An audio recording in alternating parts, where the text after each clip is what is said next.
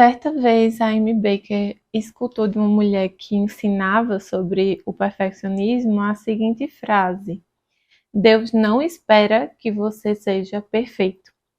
E quando ela ouviu essa frase, ela ficou um pouco confusa, porque a gente sabe que ninguém é perfeito. Romanos 3,10 fala disso.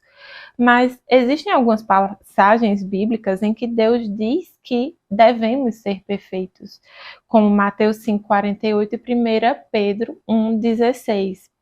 Então, por um lado, a gente entende o que essa professora da MB queria dizer, né? Que Deus sabe que nós não conseguimos alcançar os seus padrões de perfeição com as nossas próprias forças.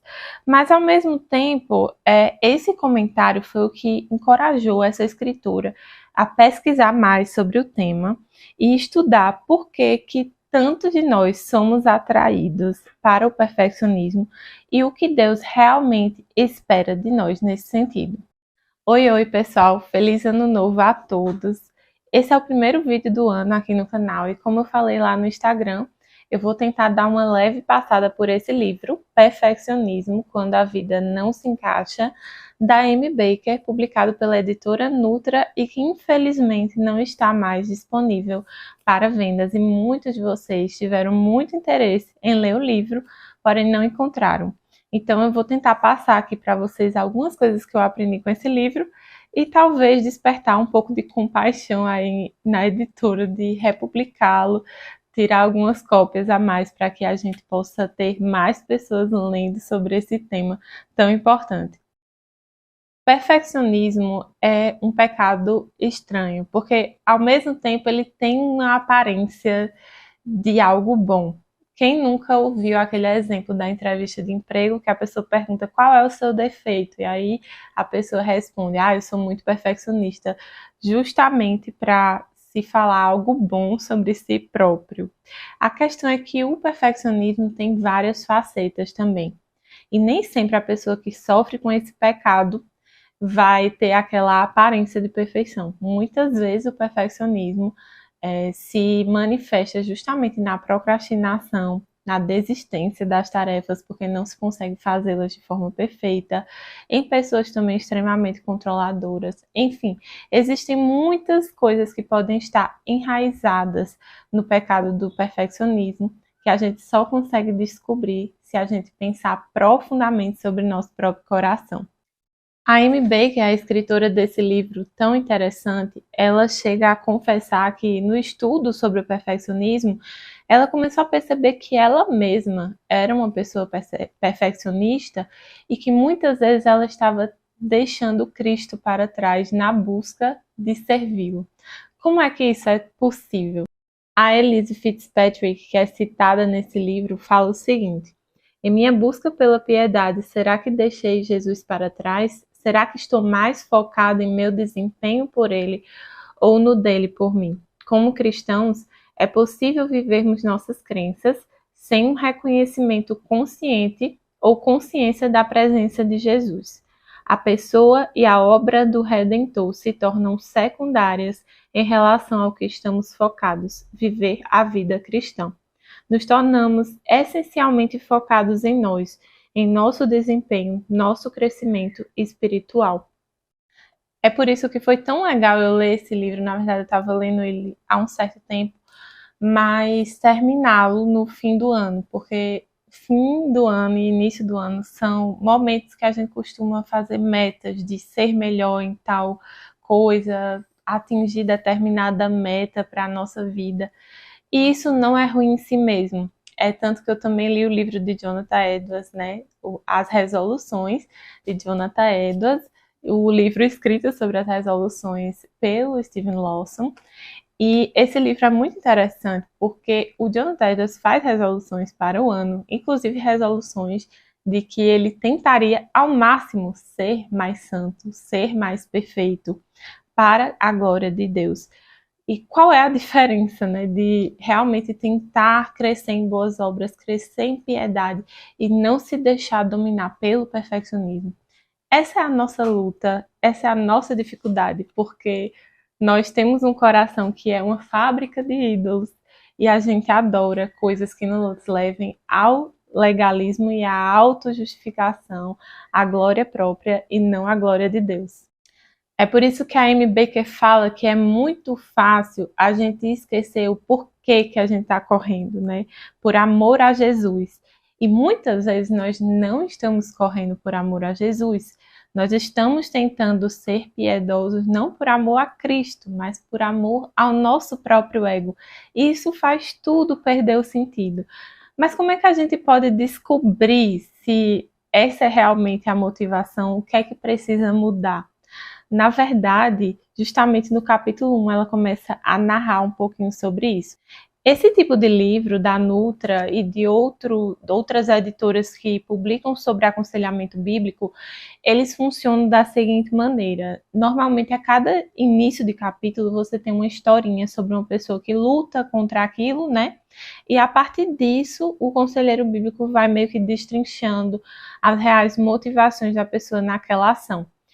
No primeiro capítulo, a Amy Baker traz o título Amo a Perfeição, Odeio a Perfeição. Ela vai trazer características do perfeccionismo e o quanto uma das maneiras de a gente perceber que aquilo é perfeccionismo e não piedade são justamente os frutos, né? Pelo fruto você conhece a árvore. Se aquela atitude está gerando tensão, desejo por controle, perda de relacionamentos, desejo de controlar as pessoas, regras rígidas, um peso para quem convive próximo, muito provavelmente aquela pessoa está pecando no perfeccionismo e não tentando ser perfeita para a glória de Deus, mas para a própria glória. As características do perfeccionismo, né? Basicamente, vê aí se você se identifica com alguma delas. Algumas tendências perfeccionistas que podem ter a ver com você que está assistindo o vídeo. Quer ser o melhor em tudo que faz?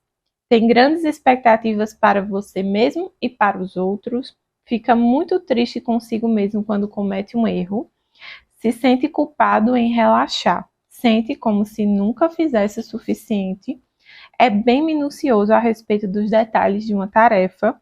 Quando você tem um bom desempenho, analisa sua performance com respeito aos pontos fracos e rapidamente evita falar das coisas que foram feitas da maneira certa. Quer que as coisas sejam feitas da maneira certa, senão nem devem ser feitas. É visto pelos outros como um modelo a ser seguido. Sente que os outros nunca estão satisfeitos com o seu desempenho. Compara-se com outras pessoas. Caso perceba que alguém é melhor, você analisa essa pessoa para ver como se igualar a ela. Nem tenta fazer as coisas que você sabe que não conseguirá completar com excelência. Se sente amedrontado com a ideia de fracassar, você procrastina, seus relacionamentos com frequência são tensos ou difíceis, sente que nunca conseguirá ser perfeito e raramente experimenta alegria. Você vê que o fruto do perfeccionismo, ao contrário de uma vida ordenada, como a gente quer tanto, né, através da organização, das regras da ordem, ao contrário disso, é uma vida bastante tensa. O perfeccionismo, a busca pela perfeição, ela se manifesta em forma de reclamação, em forma de tensão. É como se aquela pessoa nunca conseguisse relaxar.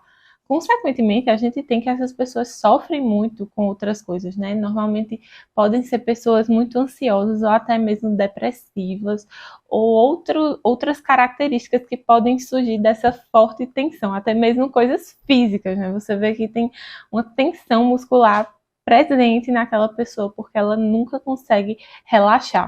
E a autoavaliação do perfeccionista é totalmente distorcida da realidade, distorcida da realidade de si e do outro. Por exemplo, o perfeccionista geralmente tem muito medo do fracasso. E às vezes a atitude defensiva para isso é procrastinar ou desistir. Pouco se fala sobre isso, né? Mas a raiz da procrastinação muitas vezes é o perfeccionismo. Você prefere ir adiando aquela tarefa porque você, na verdade, está com medo de falhar nela. Além disso, tem uma forte insatisfação com os resultados. Mesmo quando se finaliza aquela tarefa ou aquela meta, você nunca está satisfeito E você costuma ser muito exigente nas falhas quantificáveis, mas pouco exigentes nas que não se podem quantificar. Por exemplo, você sabe que pode quantificar quantas horas você estudou naquele dia, trazendo aqui um pouco mais para a minha realidade.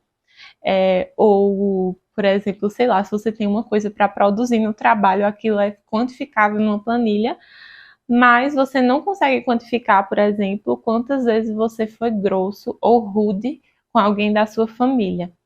Então, você, consequentemente, não é tão exigente nessa parte. Você sempre vai arranjar uma justificativa para o seu erro naquela parte dos relacionamentos. Afinal de contas, você está dando tudo de si naquela parte quantificável em uma planilha. Além disso, tem um forte desejo de controlar as pessoas e regras rígidas para os outros, e muitas vezes uma reação com ira quando os outros decepcionam as suas expectativas. E isso, consequentemente, leva a um abandono dos relacionamentos que não são capazes de cumprir o que você deseja.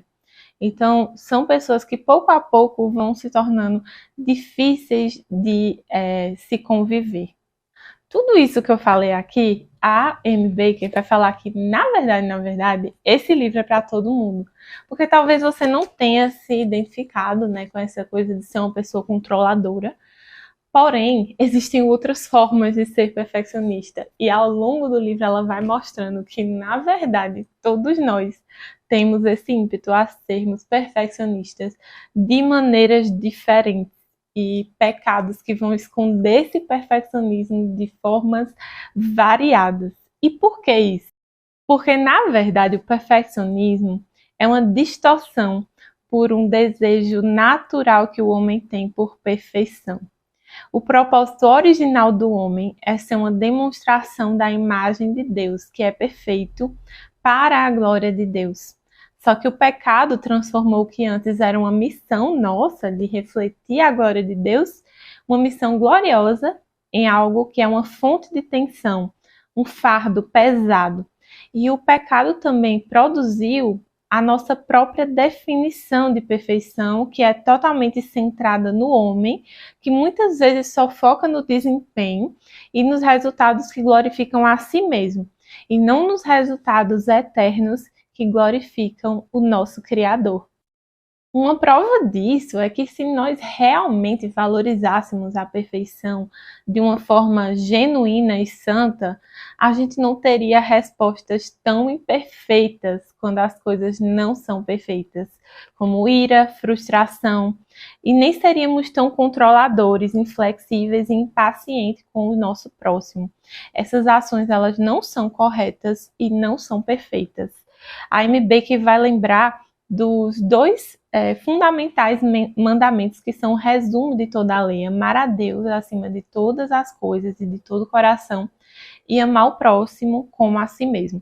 Se nossas atitudes não refletem uma obediência a esses dois mandamentos, nós estamos muito longe de sermos perfeitos, não importa o quanto as nossas métricas de desempenho estejam apontando um crescimento.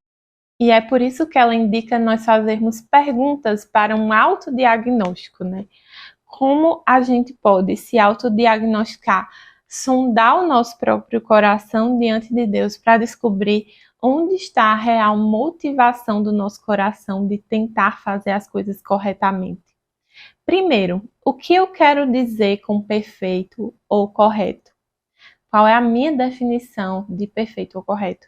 Será que essa definição é realmente a definição bíblica do que é perfeito e do que é correto? Segundo, por que eu quero tanto que essas coisas sejam feitas com perfeição? Qual a motivação do meu desejo por isso? E o que faz a perfeição ser tão importante para mim? Será que esse motivo é uma motivação santa? Será que isso é um desejo santo? E onde Deus se encaixa em tudo isso? Onde Deus se encaixa no meu desejo por perfeição? Será que eu realmente estou buscando a glória de Deus ou a minha própria glória? E na teologia cristã, a motivação do desejo é super importante. Na verdade, a motivação do nosso coração, aí está a base do nosso pecado, da nossa real santidade. Não adianta fazer as coisas corretamente com uma motivação que não é santa, que não busca a glória de Deus, mas só busca a própria glória. Essas perguntas podem ser bem difíceis de responder, mas elas devem ser respondidas com um coração sincero, para a gente poder sondar os nossos desejos mais profundos, o que de fato nós estamos querendo com a perfeição. E alguns motivos são listados pela Amy Baker. Um motivo é que você quer fazer tudo com excelência para ser notado e quer que os outros o tenham em alta conta. Então, isso tem muito a ver com o desejo de aprovação, né? O desejo de ser aprovado pelo mundo. Outra razão pode ser que você quer se sentir bem consigo mesmo. Isso tem a ver com orgulho, né? Com a falta de humildade, além de outras coisas mais profundas também. E outro motivo pode ser que você quer ter as coisas sob controle para que nada venha magoá-lo. Isso também nasce de um medo, né, da aprovação, um medo do sofrimento, que a Amy Baker vai explorar em um capítulo específico do livro. Muitas vezes o que o perfeccionista está tentando evitar são os sofrimentos e as provações. Eles acham que mantendo tudo sob controle, tudo de uma forma perfeita, não vai acontecer nada que tire do eixo e que o faça sofrer de alguma forma. A Amy Baker ela continua, né, por esse raciocínio, justamente porque o resultado disso para a vida de quem vive nessa busca incessante por perfeição é um fardo muito pesado na vida, um cansaço físico e mental que não se pode suportar e muitas vezes vai desencadear diversas outras coisas que a perfeição vai ser só a ponta do iceberg.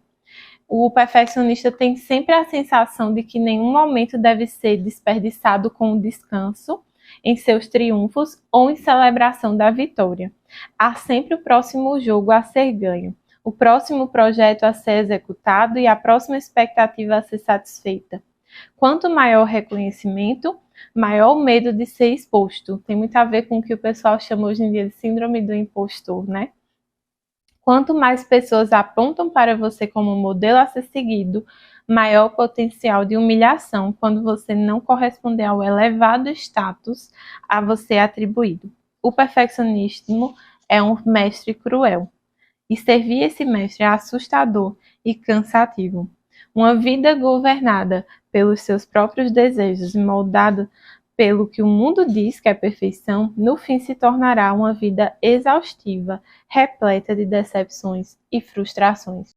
Em contraste, o que Cristo nos convida é radicalmente diferente, porque Ele é o único Senhor que de fato governa a nossa vida, e Ele nos convida a descansar nele. Em Mateus 11, 28 ao 30, diz assim: Venham a mim todos os que estão cansados e sobrecarregados, e eu lhes darei descanso.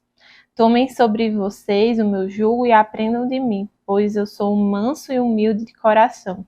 E vocês encontrarão descanso para suas almas, pois o meu jugo é suave e o meu fardo é leve. A vida de andar em manifestação de bons frutos que Cristo nos convida é um fardo leve e é uma vida de descanso. Claro que isso aqui é só a primeira parte do livro que eu destrinchei. Na segunda parte, a Amy Baker vai trazer a perspectiva teológica sobre o padrão perfeito de Cristo, do porquê que ele, tendo satisfeito a perfeição e não tendo pecado, satisfez a justiça requerida por Deus, e todo aquele que está em Cristo, a ele também é atribuído essa justiça por causa das obras de Cristo, por causa dos méritos de Cristo.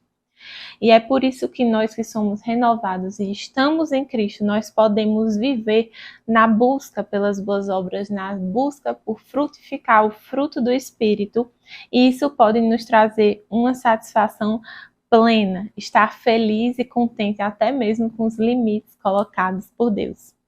Afinal de contas, temos que reconhecer que mesmo que nós nos esforcemos, há muitas coisas que nós nunca seremos mais que medianos. E tudo bem.